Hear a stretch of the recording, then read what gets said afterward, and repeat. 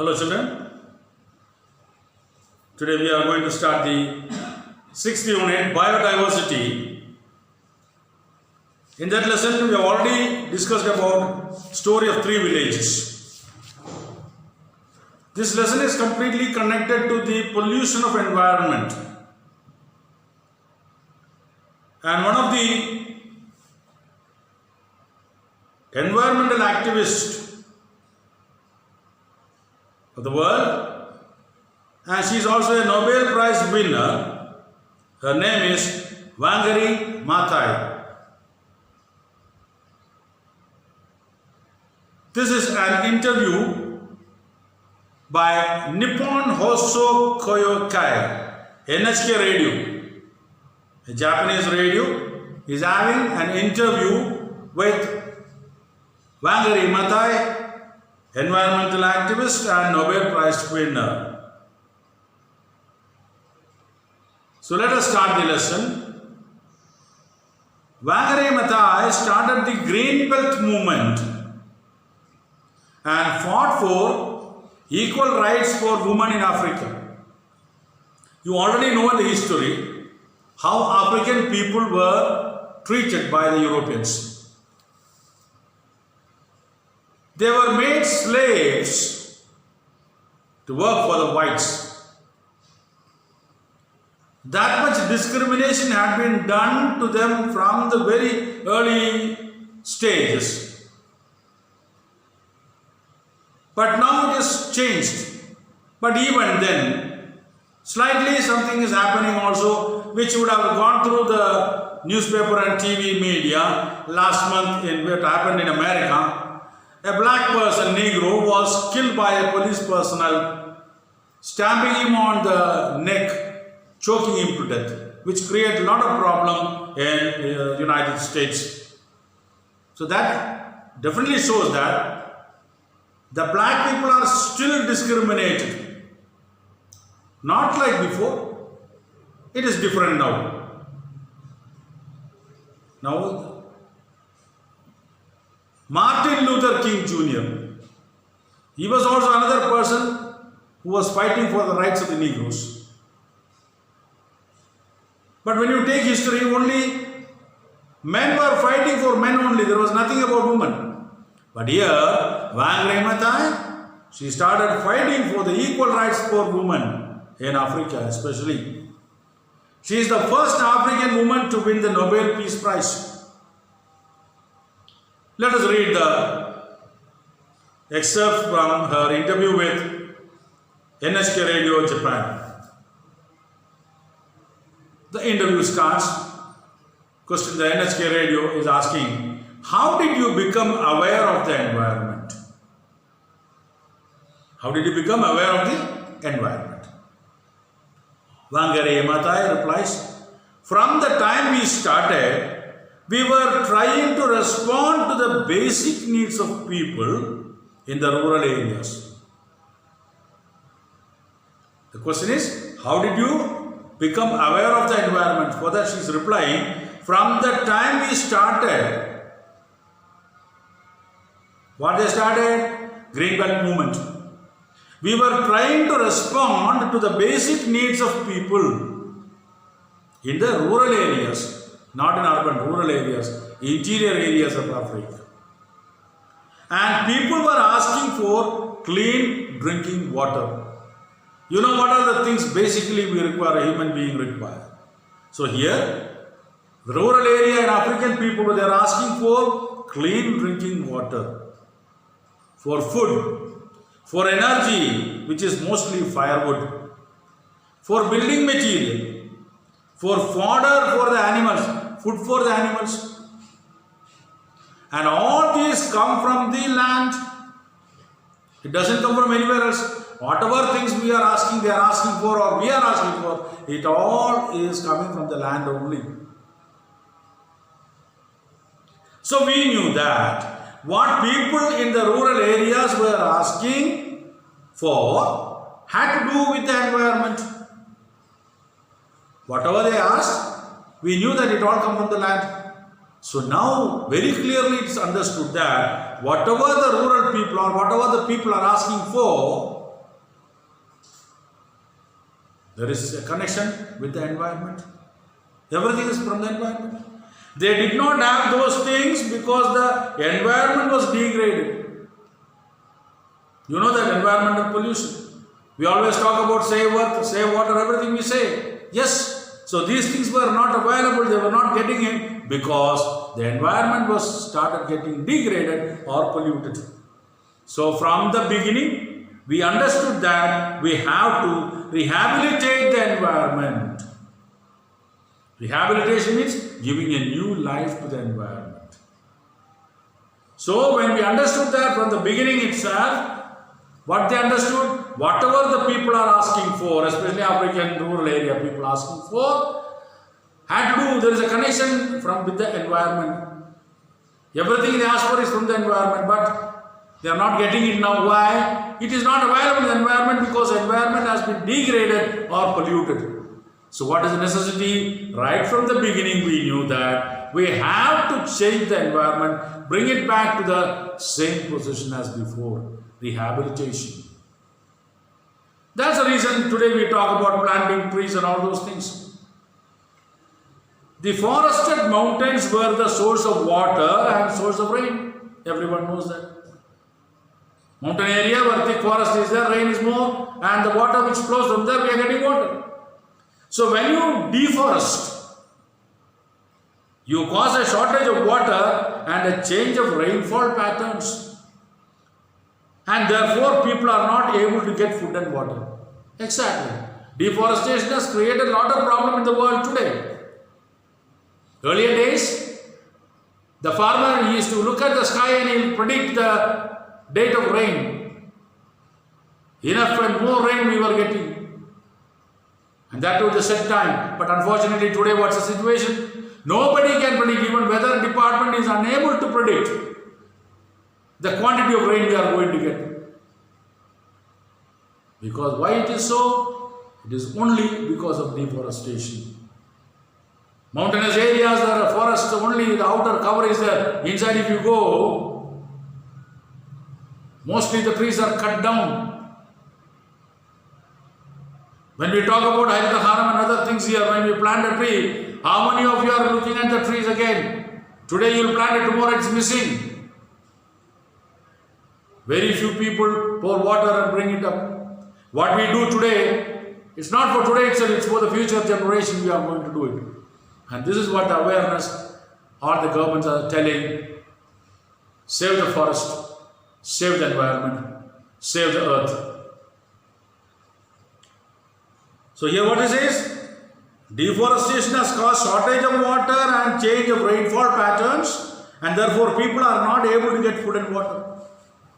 Therefore, in order for them to have good environment that can sustain their livelihoods, sustain means bring the stability in their livelihoods. It is important to have a government that accounts to them, that look after them, that protects them, that protects their interest, that is concerned about their life. To achieve all this, the government should be strong. Government should enter into all these things, watch everything carefully and support the life. That is the first answer given by her. Second question, how is peace connected to a good environment? How is peace connected to environment? P-E-A-C-E, peace. Shanti Samadhan is saying yes.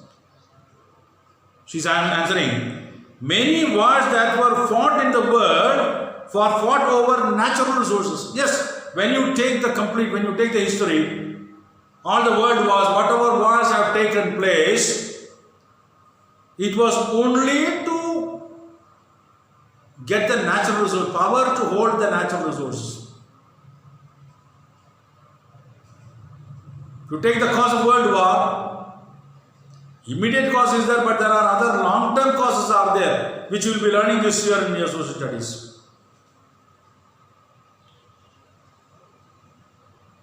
Countries who made colonies, like British people, they made colony, India as a colony, Africa as a colony, everything. Lot of resources they came to India for what? to take away our resources. So other countries like Germany and other people, they were jealous. So they want to come and grab this power. Ultimately the war starts. So almost all, she says very clearly, whatever wars have been fought in this world, it's only for natural resources.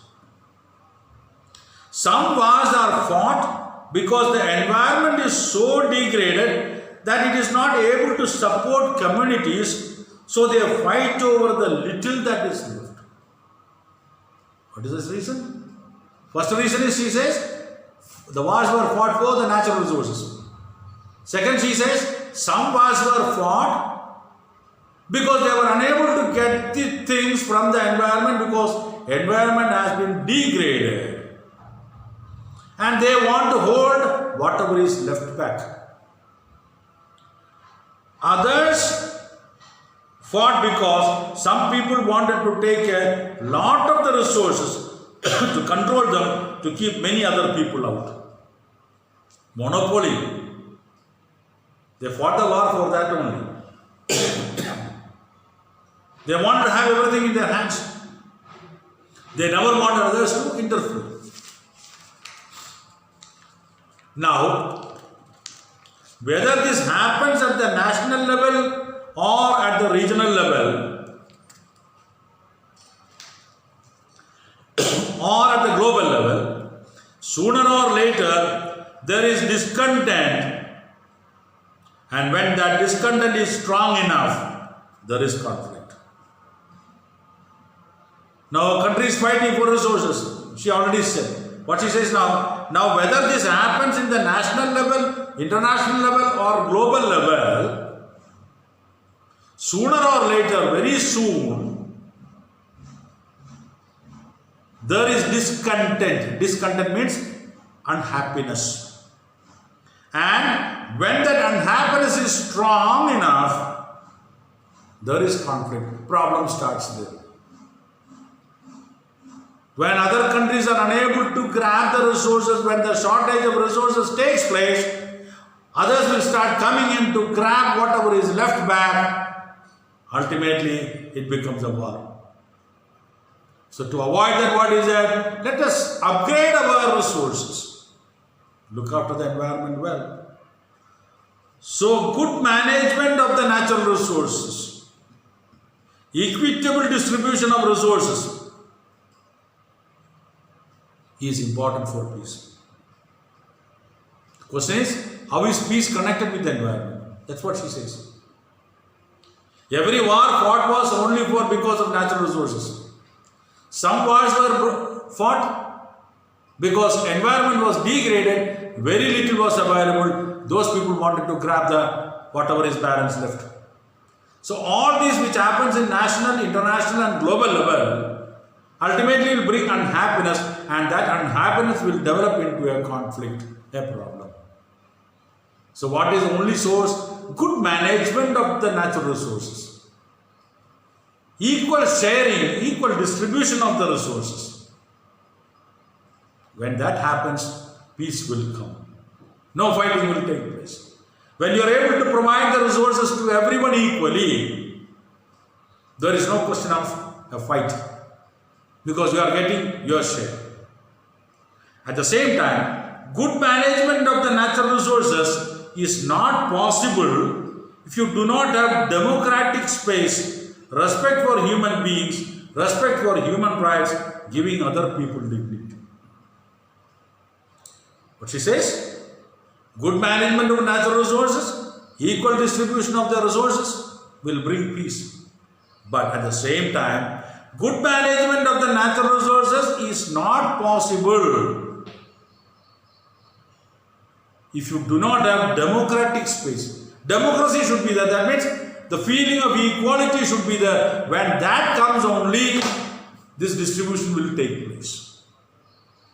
You should have respect for human beings. You should treat no color discrimination, no caste discrimination.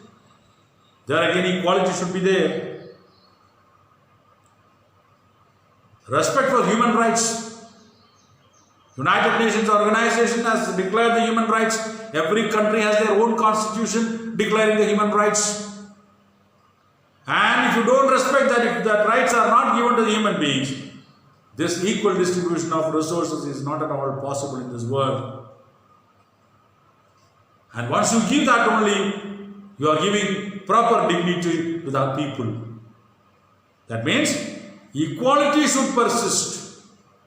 If equality is there, distribution of resources will be equal, everyone will get their share, everyone will be happy in the world, peace will prevail, no wars is required. But here what is happening? Environment is degraded, discrimination is taking place, rich and poor discrimination. All these are creating unhappiness among the people itself. That is why the three themes are related, like the African stool with 3 legs and the basin on which you sit.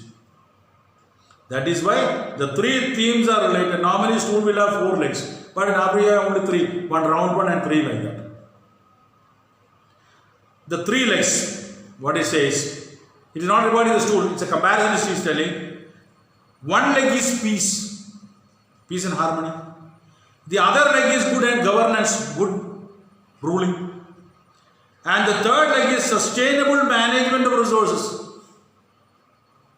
See how beautifully she has put.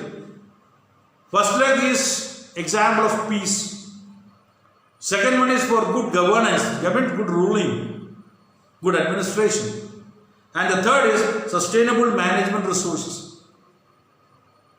Managing the distribution of natural resources in a stabilized way. These are the 3 legs. When you have those 3 legs, now you can put the basin which is development. When these 3 are correct, you can keep the top on it. And if you try to balance that stool without those 3, it won't happen. So if you want to balance things, these 3 should be there.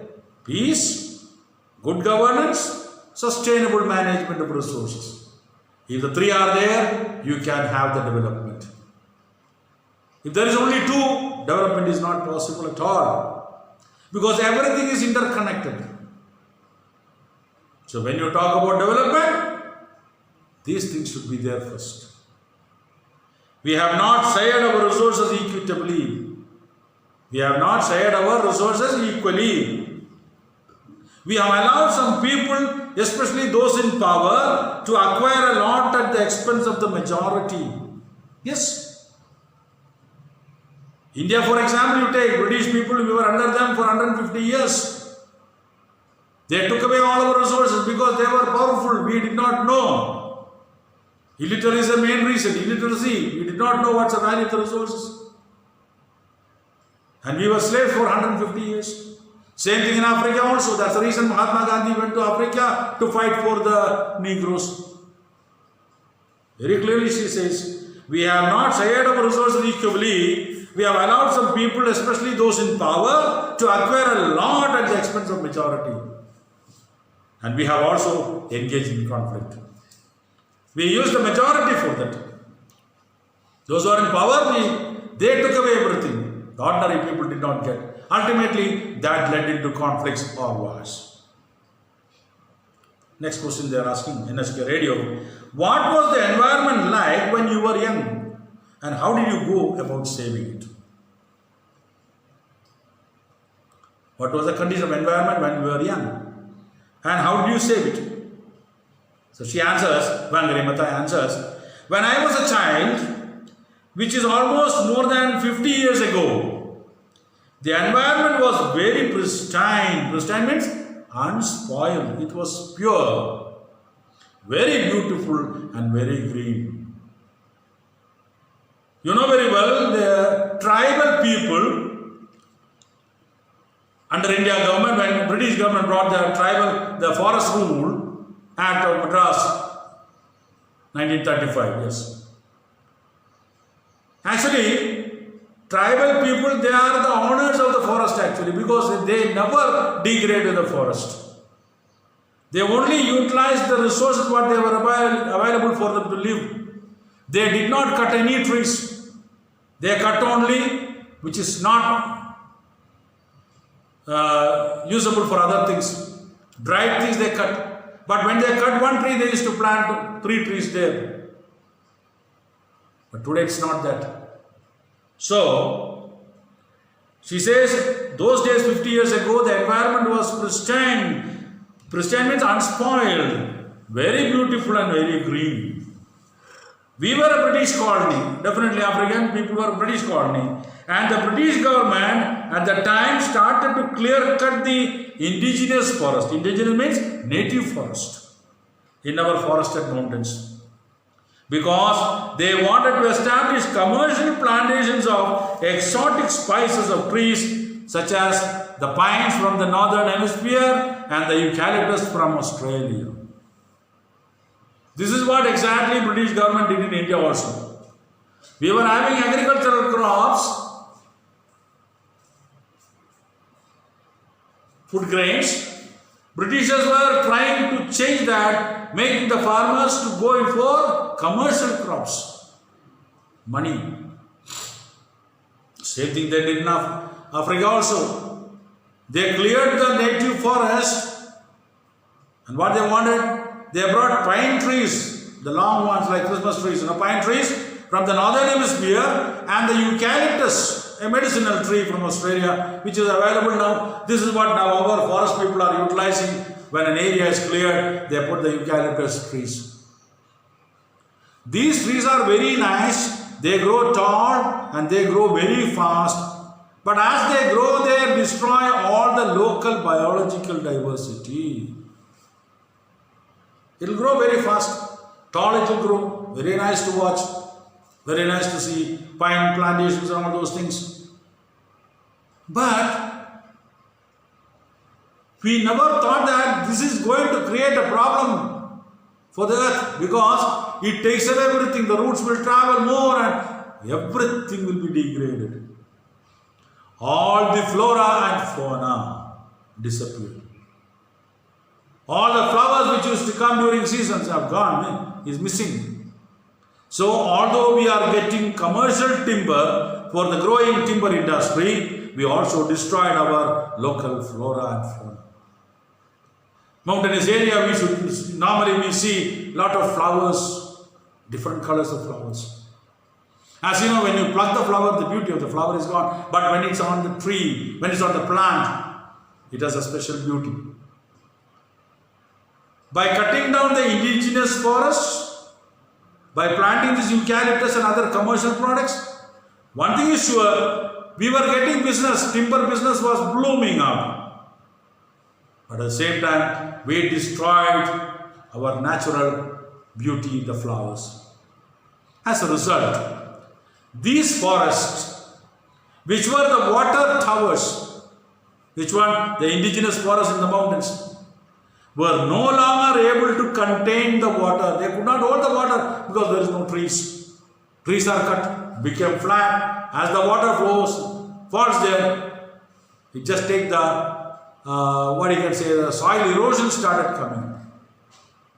So when the rain fell, the water ran downstream and ended up in the lakes and oceans. Instead of going down into the underground reservoir so that it could come back to us in the form of rivers. When there are trees and grass on that, definitely the water will be held. There was a chance for the water percolating inside the earth, by which groundwater level will increase. But here what happened? Due to the degradation, deforestation, the water did not have any chance to hold anywhere, and it just flows from the mountain through the rivers into the seas. A waste of water. One thing we noted is that not only did the rain patterns change, it became less also. Because of deforestation, environment got degraded, heat increased, rains were less, pattern of rain changed. Nobody can predict what will happen today, what will happen tomorrow. But also the rivers started drying up. Yes, rivers have become playgrounds. Only during rainy season water will be there. Other than that, it becomes playgrounds. And moreover, people started taking sand from the river, degrading it again. We lost our local biological diversity. So that's a lot of damage to our environment. such things, if the human beings think for a few seconds, definitely awareness is not required. Every person, every human being thinks about it. Every human being plant a tree. You can imagine, India itself 130 crores people are there. You can imagine how much trees can be grown. That is why in 1975, at the very first United Nations Conference for Women in Mexico, many of the women were saying in 1975, we need food, we need water, we need clean drinking water, we need fodder for our animals. These four things the women were asking. And I was wondering, what has happened? These are things that were there 20 years ago when I was a child. I was surprised to be in the meeting when the people asked for this. Because 20 years before, when I was a child, all these things were available in abundance in the environment. The environment had changed. And that's when I started this campaign to restore the vegetation and to restore the land and to rehabilitate this forest. So when that particular question came in the meeting, I realized it was there once, and it is the human beings who have spoiled the environment. So I took up this to rehabilitate the forest, bring back the environment to the previous condition where everything will be available, and I requested for a good governance, good distribution of resources, equal distribution of resources, sustainable equitability, all those things. So finally, what happened when you started working with a woman? What happened when you started working with a woman? So she says, well, the first time when I told them, what she told, campaign to restore the vegetation and to restore the land. What did the woman say? Well, the first time when I told them, let us plant trees. The woman said they did not know how to plant trees. See the question. Wangari Maathai said, let us plant trees. Her intention is to change the environment. So the people are telling, women are telling, we don't know how to plant a tree. So I asked the foresters to come and teach them. But they were very complicated. They are professionals. Professionally, when you come, you take the saw, make one line, put this, put that. No, it's not going to work out. It became very complicated for ordinary illiterate women. So when they come with the calculation, the trench should be this much wide, this much length, all those things. Illiterate women, they don't know anything. So what I said, so I told the woman, we shall use our common sense. We shall use our common sense and just do what we do with other seeds. Let us use our common sense. Let us not go for any diagrams or anything. Let us not go for the professional thing. Normally you put seeds on the ground. Let us grow it that way. Women work on the farms. They are the ones who plant. They are the ones who cultivate. They are the ones who produce food. So I told them that seeds of trees are like any other seeds. You do it in your own way. How you plant a tree, how you plant a pulse tree, whatever it is in the farm. What you do in the farm, do it here also. So if they were to treat these tree seeds the same way they treat other seeds for food crops, there is no difference. This is what I made them understand. I told them to look for old broken pots even and put seeds there, broken pots. They will germinate and they will know these are the seedlings from the seeds they planted, and we gave them plastic bags to be able to put those seedlings and to nurture them or care them, and when they were about half a meter long, then they could go and transplant them on their farms. In a simple method, Wangari Maathai and her people showed the normal woman how to plant the tree. They said not to go for any kind of professional way, just plant it as we are planting the seeds in your farm. So, for helping them, they gave pots, they gave plastic bags to take care of that. Like what you can say, normally you find on the roads, small garden, they have all the horticulture areas there where you buy the plants. You will see it's kept in the plastic bags, all those things. So this is what she said. So in the beginning it was difficult, but soon they gained confidence and they became very competent foresters. So I called them foresters without diplomas. I gave them the name, the ordinary people, illiterate people who started planting the seeds when the tree started growing. I named them what? Foresters without diploma. Because forest rangers are there, they are with degrees and diplomas. But here, illiterate people, they started growing the forest. I called them foresters without diplomas. Thank you, children, for listening. We will continue the lesson still a little more. We will continue in the next class. Thank you very much.